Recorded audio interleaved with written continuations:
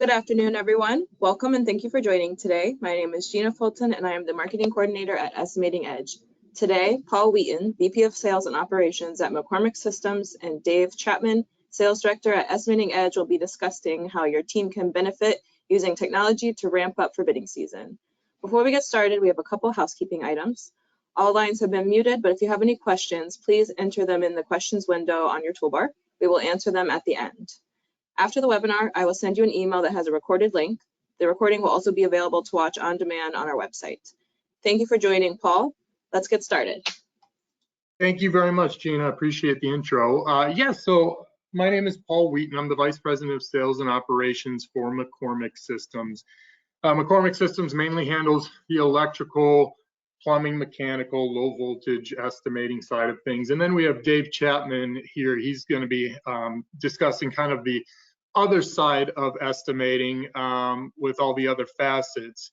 Both Dave and I have been in the business for quite some time. I'm starting my 19th year here at McCormick, and I believe he's been there for 21 years. So throughout our years, we've got a bit of knowledge, and we're going to hopefully share some of that with you today and take a few minutes to just kind of run through some housekeeping tips for your bidding season. So with that, I will get started here. So, there's a few things that I always say that you should evaluate for your business at least once a year. And I think one of the most important is technology. You should ask yourself, do you have the right systems in place? Are they performing as you expected? These are all important questions. I mean, technology can really change the landscape of your business. So knowing that you have the right technology in place will definitely help you along, as the year goes on and make your bidding process a heck of a lot smoother. So, I guess since this is regarding bidding, do you have an estimating software? I think that's kind of the first question. And do you know what specialized software can do for the bidding process and your overall business? So, these are questions that you really should ask yourself. And I always suggest to do your research. Go and do some demonstrations out there in the world. Most of these demonstrations obviously are free, and they can really show you what new technologies is out there and what's going on and what's coming up here in the world of bidding. So, obviously there may be tools that you've never even heard of. There's new processes, new ways to actually bid, things like, digital takeoff that makes life a lot easier. I know that's one of the most popular things right now, is being able to just keep all your plans on your computer, not having to print out paper anymore. I mean, that's huge. So, get a hold of large technology companies, like our parent company Foundation. They can point you in several different directions, not only for estimating, but for project management, safety tracking software, accounting software. I mean, they're all out there, and they can all help you in many different ways. So I always suggest go out there, get your review on, check out what we have, check out what the competitors have, and really see what technology is coming up in the world. So, and it's obvious that technology can help you with consistency. So, better reviews of every job, especially with starting with an estimating program, right? It can help you really sharpen the axe and get ready for the bidding season. So, and it all starts with this bidding process. So there are some numbers being thrown out there, but if you're not using an estimating software, new technology can save you up to about 50% of your time on each job. You're talking 10, 20, 50 more estimates a year, maybe more. So, how can this change for your backlog of work? It's huge. So I always say, with this technology, consistency is key. So what does that mean? I mean, it's with these estimating programs, you can work with them. That most of them have networking capabilities, so many of you could be on the same job at the same time, and collaborating. This is important, especially between departments. Can the project management department see what the bidding department has done and follow every step and really see the storyline of this bid with the technology out there today and with this collaboration? Yes, the answer is yes. So I always say, and I've done a presentation on this, you want to get out of your silos. And technology helps you get out of that silo. So now the estimating department can work fluidly with the project management department. Project management department can work with the accounting department. So again, really looking into these programs and seeing what they can do for you can really help you break out of these silos. So I think a review of your current technology is probably one of the most important things you can begin to do, for your business, and then take it from there. Another thing is, if you do have an estimating software, are you on the current version? Are you paid up on maintenance? I always say maintenance. If you're paid up on maintenance, it means upgrades. So what upgrades are you missing? What bug fixes are you missing? These companies are always working and striving to make the program bigger and better.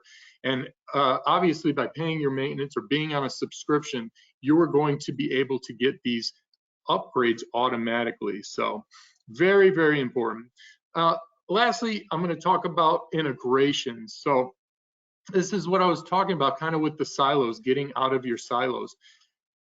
Do your softwares, do they all speak? Does your estimating speak to your project management software? Does your project management software speak to your accounting software?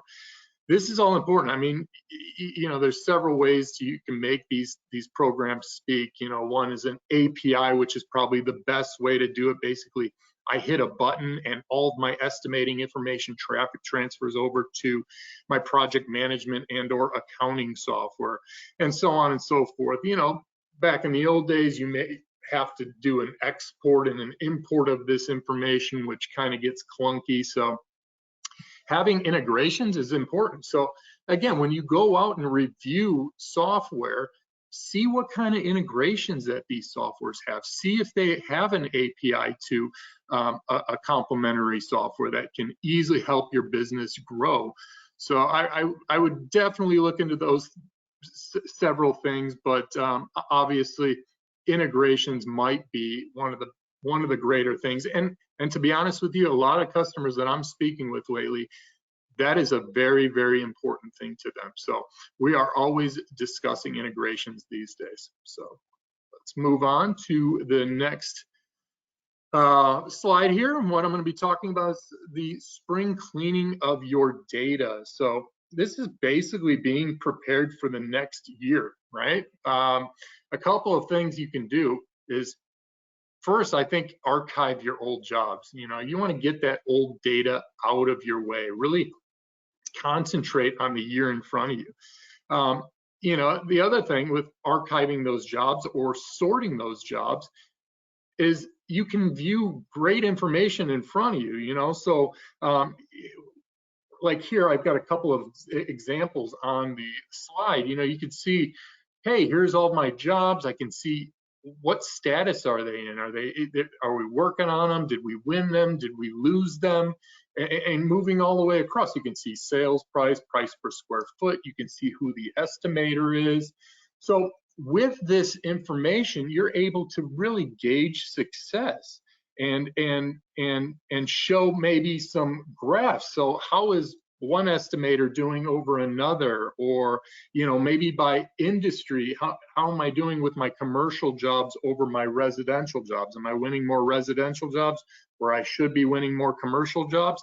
These are all things that most of these estimating programs can provide you with. It's great information. So having that information readily available and cleaned up is really something important that you can do, especially moving into 2023. You want it cleaned up so you're ready to roll. And we're going to go through a couple other pieces of data that you can clean up that really can help your year out.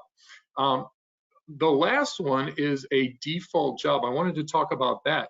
is there a way that you can set up a default job within your estimating program? And does this default job have basically a checklist of items that are already there that you do not have to remember for every single bid?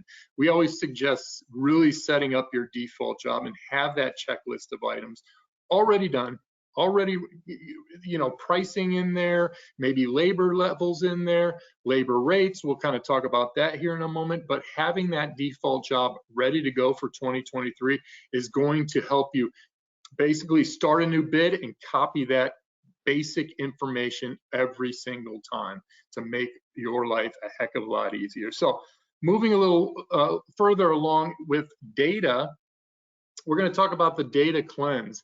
And this is some of the most important things you can do, especially if you are dealing with a database, whether it's you're working with Excel or whether you're working with you know, an estimating program, or maybe you just have something very basic.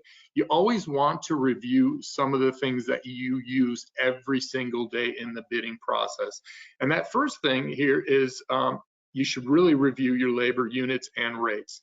I mean, rates, that's a no-brainer. Your rates for your crews are going to change this year. You need to be sure to implement those rates into your system and have them ready to go, and not have to worry about it on your first job you're bidding this year. Second are the units. You know, this is kind of an important one, and I always tell my customers at least every couple of years review some of your units, especially on some of the products that you use a lot, because you know, the question I always ask myself is, has there been new products on the market that has sped up the installation process for these products? So, you know, if there's a new technology out there, a new product that came on the market that you're using, is it faster than the labor unit that you have in your estimating program? This right here, that little change could be the ticket for you to win and lose jobs. I mean, you know, you want to review the labor units for today's products. Some people just they keep. I've talked to so many estimators, they haven't changed their labor units in years, even though the technology has changed. So this is an important little piece. You know, the other thing that you should be doing, review your database pricing. You know, most bidding softwares have a database that comes implemented and it has pricing in it. Now that pricing doesn't change without your input. So a lot of my estimators, what they'll do is they'll do an update from their vendor, their supplier, and most of the time the supplier only updates the commodity items, so maybe 1,000 to 2,000 items, where these databases, they have 50,000 plus items in there. So how do you update those little nuanced parts in your database, like a hanger or a screw or glue or whatever you have in there? So, you know, a couple of things. Does your estimating program have a way to audit the database so you can see, hey, when was this glue last updated? Is it 10 years old? Is it 20 years old? Who knows? So does your database have that ability? So a couple things you can do. You can audit the database. You can go through and manually change a lot of those items, but there are pricing services out there that you can pay for, and you know, they're not very expensive. And with these pricing services, they can go in and they can update 50, 100, 500,000 parts at a time and get you something, at least in today's pricing. So I always say it's very important to review that database pricing at least, again, just those nuance items at least once a year. The last thing you can do, assembly builds. You know, this is important. This is the nuts and bolts of an estimating program. So why, you know, if there's something that I've been taking off several items all year long, why not build an assembly out of those items? And for those of you who do not know what an assembly is, you know, this is a duplex receptacle. An electrician would count, how many of these duplexes do I have? And this duplex comes with all of these items, like a box, a plate, ground screws, the mud ring. All of these parts automatically come with this duplex when I count it. So again, these things that you're taking off over and over and over again every single job, if you find yourself taking off these individual items, you should be creating assemblies and really speeding up your bidding process here. So again, nuts and bolts of an estimating program is an assembly. take the time to build what you need and really make your 2023 a heck of a lot easier. A couple other quick things to talk about here is, how do you dissect your estimating? So what I mean by that is, how do you break it down? Do you have a work breakdown structure?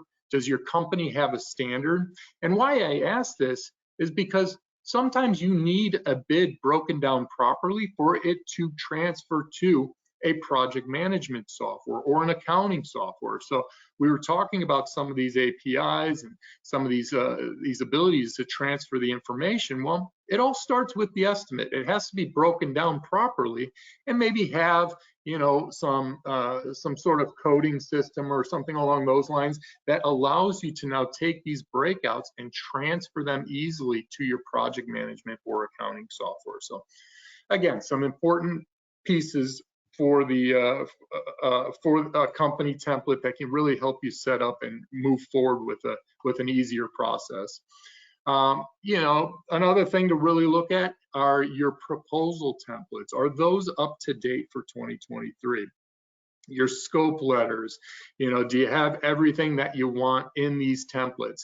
Another thing, I speak to a lot of my customers here, and they're all subcontractors, and a big thing that they do is they actually create proposal templates for their large customers. So each large customer has different ways they want to see things. They have different specs and just different ways they again want to see the proposals. So with these templates, can you set up some large customer templates to make your life easier? And again, have all those boxes checked when you are done with the bid. Easily transfer that bid into some of these automatic proposals.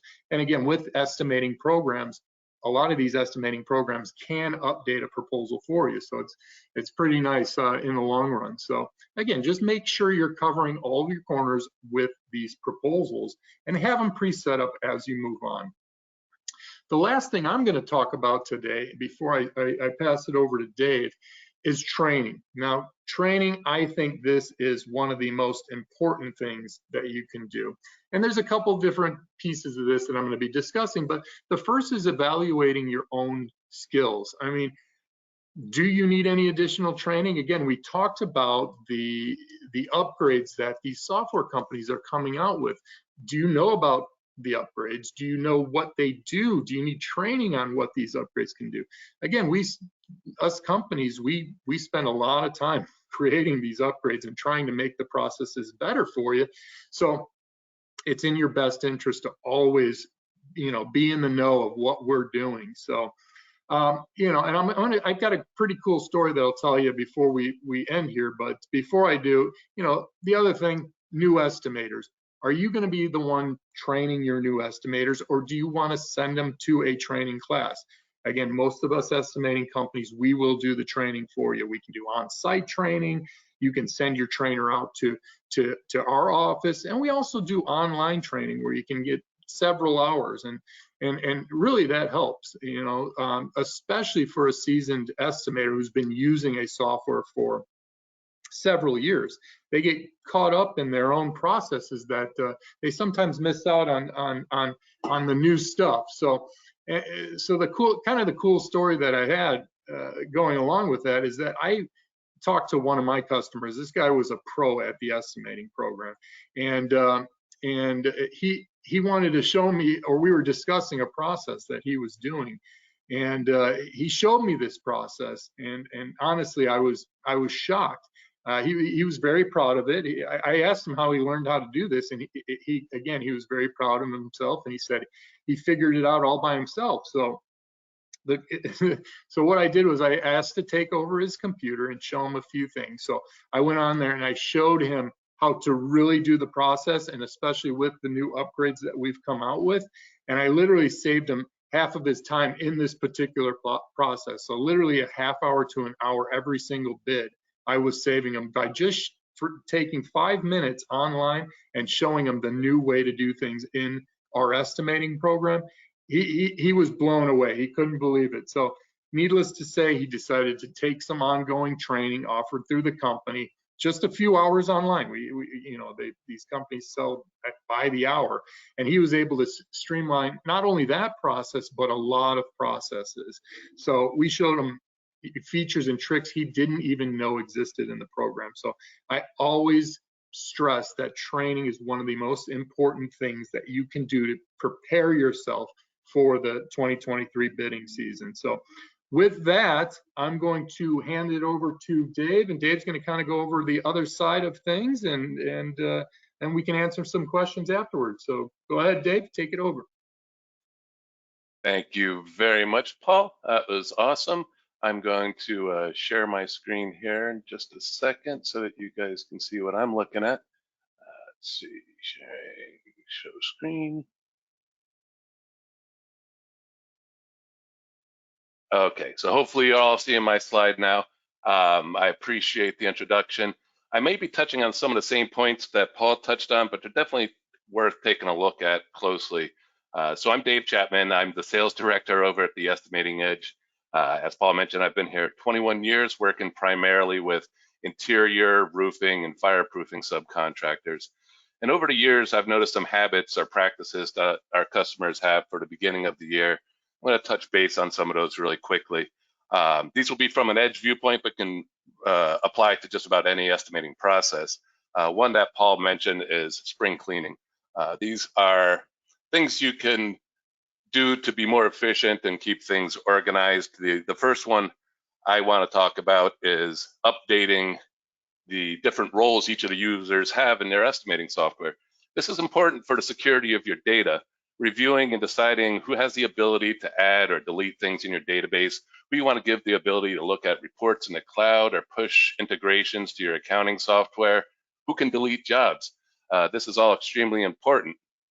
I have a customer who had a disgruntled employee who, before they quit their job, deleted all of their Excel estimates from the company server, which, by the way, wasn't being backed up nightly. And those were jobs that were actively being worked on and still out for bid. So you can imagine the catastrophic effects of something like that happening. So taking a look at the security and the different roles people have is important. Paul touched on archiving old jobs also. These are jobs that are completed or lost. You want to take the time to go through those so you can make a list of what you're working on, or what you are working on, easier to sort through. With software like ours, you can archive those jobs. They're still stored in the cloud and could be reactivated. But if you don't have a cloud solution, it's important to store them somewhere where you can still access them in the future in case a project comes up for rebid, and make sure they are being backed up. Third, Paul touched on this also, is updating your default pricing. There's a lot of tools out there, as Paul mentioned. We have one where you can just send out a quote online and have your supplier fill it out, and you can accept those prices or not, and put them into a job and send them back to your database, and they're saved. At least if you need to do a quick estimate in the future, you don't have time to get current and up-to-minute pricing, at least you can have a number that will be in the ballpark. Some people will have a dummy job or a pricing job where most of their materials are in there, and they just send that job out for pricing occasionally. Another smart thing to do is cleaning up your miscellaneous items in your database or even on your spreadsheet. These are things that may be duplicates or are the same items that are spelled or capitalized differently. It's annoying. They fill up your database, and if these things aren't looked at occasionally, at least once a year, they can build up and just clog up your estimating system. Lastly, Paul touched on this too, was at least once a year, people generally sit down with all of their estimators and poll whether or not there are some assemblies that they seem to have to build for every job, and maybe take those and create them as default assemblies that you can use in the future. For our interior contractors, this is something like a special new fire-rated wall that they build every time using and copying an existing assembly and making those changes. Why not make that as a default that people can use in the future, just make it even quicker. Next slide, we're going to talk about learning new features. Paul touched on this too, but in talking with customers at trade shows and conventions, we often get requests for features that are already in our system. Not being any fault to the customer because they're super busy. Every release, we like to post a white paper that describes what's been fixed and what new features have been added, and those are probably sometimes accompanied by a video of how to use that feature. But in a lot of cases, people just don't have the time to look at these, so they install the update and keep using the software like they always have. We like to offer things like YouTube videos. We have knowledge bases, and there's a lot of places that you can look online to get access to what the new features are and how to use them.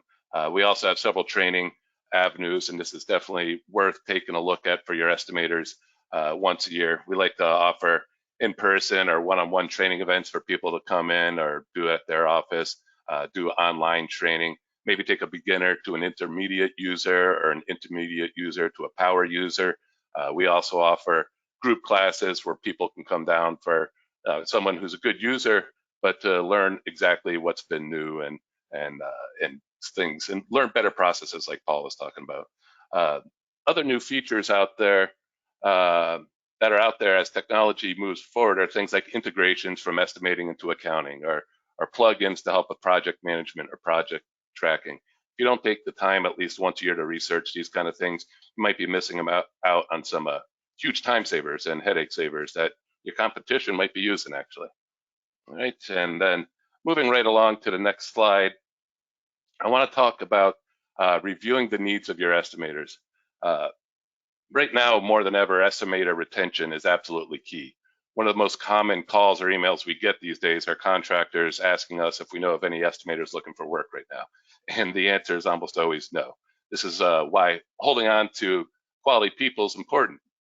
That's why it's important to review, research what tools are available to them to make them as productive or happy as possible.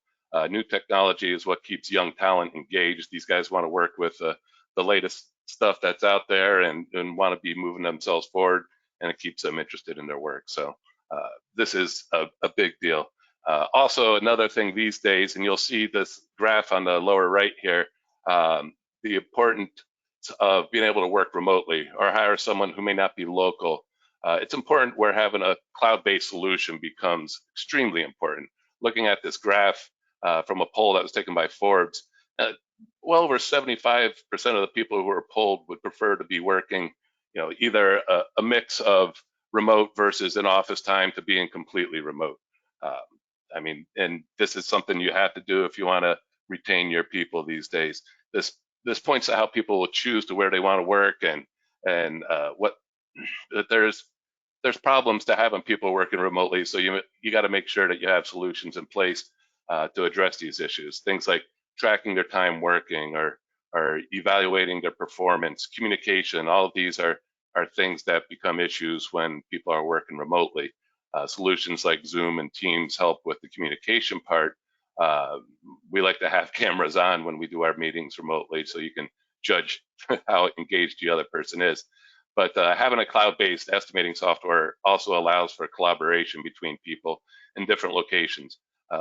Also, like in our case, a manager owner can go into our cloud dashboard and see data like how many bids are out there per estimator, how many dollars have been won or lost, are still in limbo, and be able to, judge performance based on that stuff.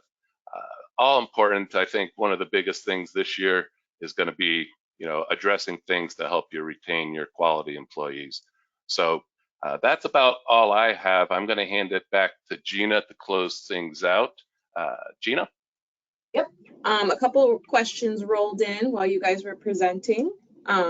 Number one, does estimating software already have cost codes built in so that you can transfer totals to an accounting program?